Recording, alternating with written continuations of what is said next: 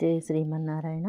ఈరోజు 237వ రోజు పారాయణలో భాగంగా శ్రీ విష్ణుపురాణే వ్యాఖ్యానే పంచమాంసే ఏకవింశోऽధ్యాయः బలరామకృష్ణయోః విద్యాభ్యాసः.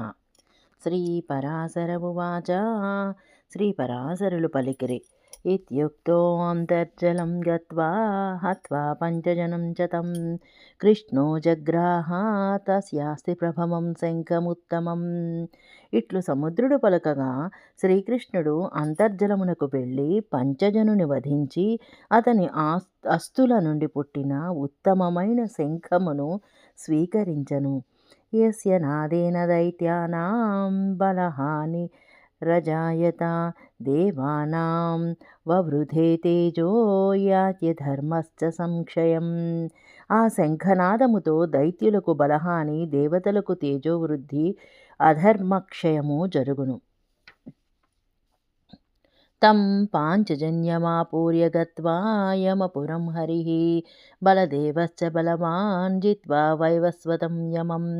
బలరామకృష్ణులు యమపురమునకు వెళ్ళి కృష్ణుడు ఆ పాంచజన్య శంఖమును పూరించి యముని జయించి తం బాలం యాతనా సంస్థం యథా పూర్వశరీరిణం పిత్రే ప్రదత్తమాన్ కృష్ణో బలస్య బలినాంబరః.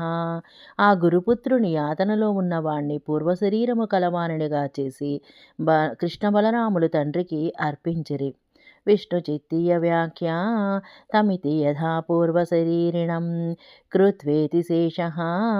విష్ణుచిత్తి వ్యాఖ్యకు అనువాదం తమ్మని యథా పూర్వశరీరము కలవానిగా చేసి అని చెప్పుకొనవలెను.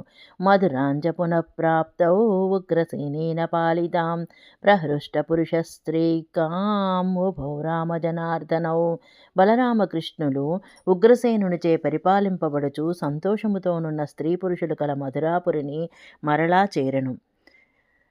ఇది శ్రీ విష్ణుపురాణే వ్యాఖ్యానే శ్రీ విష్ణుచిత్తీయే పంచమాంసే ఏకవింశోऽధ్యాయः సంపూర్ణం.